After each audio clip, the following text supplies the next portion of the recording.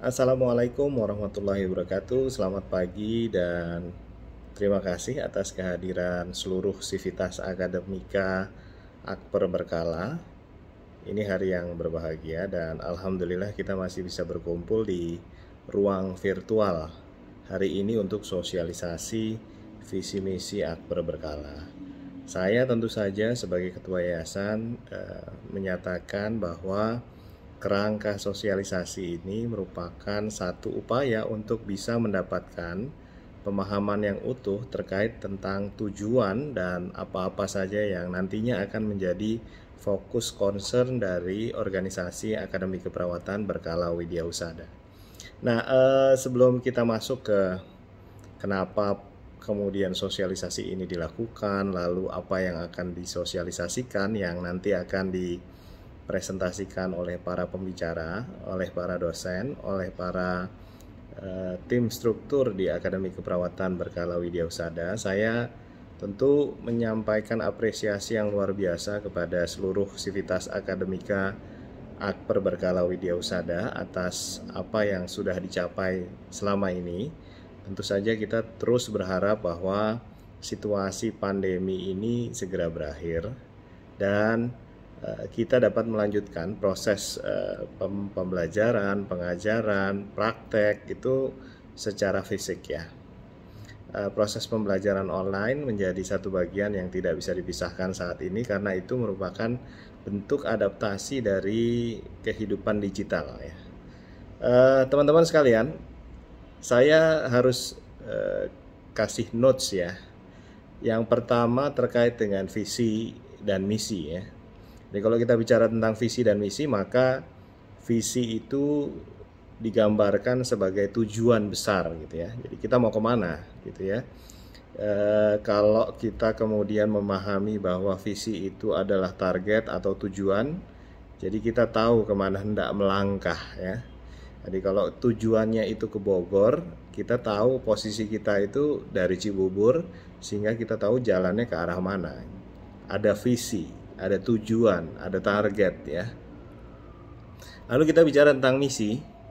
Misi itu cara atau langkah yang diperlukan untuk mencapai tujuan. Jadi kalau tujuannya Bogor, titik awalnya adalah Cibubur, dari Cibubur ke Bogor itu bisa pakai motor, bisa pakai mobil, bisa jalan kaki, bisa naik helikopter, bisa naik bus, taksi segala macam. Jadi kalau kita sudah punya tujuan, kita harus menyusun cara untuk sampai kepada tujuan itu. Jadi sosialisasi visi misi itu kira-kira menggambarkan tujuannya mau kemana dan dengan apa kita ke sana begitu ya. Itu hal yang nanti akan menjadi bagian dari diskusi bersama. Tapi sebelum masuk ke situ, kita juga harus tahu situasi aktual yang kita hadapi saat ini. Pertama, pandemi masih terjadi. Kita pikir ketika orang bicara tentang COVID-19 yang terjadi di tahun 2019, pandemi ini akan berlangsung dalam waktu yang pendek. Ternyata semua asumsi itu tidak terlalu tepat karena hampir 2 tahun lamanya kita berada di dalam situasi pandemi, dan di situasi pandemi kita kemudian beradaptasi. Kehidupan digital itu menjadi bagian dari keseharian kita, bekerja dari rumah, belajar dari rumah, kuliah dari rumah, semuanya dilakukan secara digital, dan kemudian kita menjadi punya pola kehidupan yang baru. Nah, di dunia kesehatan kita juga bertemu dengan kondisi-kondisi tersebut ya. Ada yang namanya home care, layanan yang dari rumah itu semakin berkembang.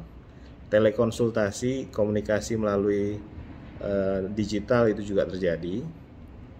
Lalu kemudian ini mendorong kita untuk memperbaharui visi misi dan kemudian merumuskan visi misi yang baru sesuai dengan kondisi aktual tersebut. Pertama, kalau kemudian kita lihat dari struktur demografi Indonesia, terlihat bahwa struktur penduduk Indonesia itu berubah dan mengalami perubahan dari sektor muda, dari sektor usia muda produktif itu menjadi bertambahnya usia lansia, penduduk lanjut usia itu bertambah karena tingkat harapan hidup semakin bertambah. Negaranya makin maju, makin sejahtera. Kalau dalam konteks ukuran pendapatan domestik bruto, kita sekarang ada di kelas menengah atas negara-negara di dunia. Jadi ketika kesejahteraannya bertambah, usia harapan hidupnya bertambah, usia hidupnya bertambah, dan juga terjadi perubahan pola penyakit yang menuju ke arah penyakit-penyakit degeneratif ya.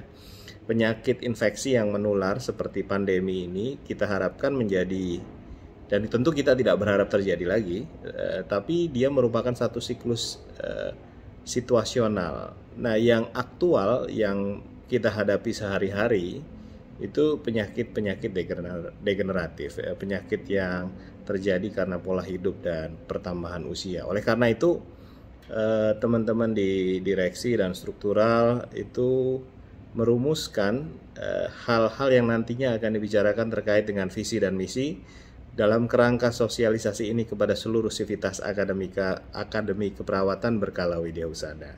Saya sekali lagi menyatakan terima kasih. Mudah-mudahan ajang sosialisasi ini menjadi satu upaya untuk bisa mendapatkan informasi yang utuh terkait tujuan kemana Akademi Keperawatan berkala Widyahusada akan melangkah ke depan. Tentu visi misi adalah upaya untuk merespon perubahan, dan visi misi menjadi satu panduan bagi kita bersama seluruh sivitas akademika untuk mencapai satu tujuan yang baik. Dan tentu saja kita berharap kita menjadi institusi yang mampu mencetak lulusan dengan kompetensi terbaik sehingga mampu berdaya saing di industri kesehatan yang semakin kompetitif di kemudian hari. Demikian yang bisa saya sampaikan. Terima kasih. Wassalamualaikum warahmatullahi wabarakatuh.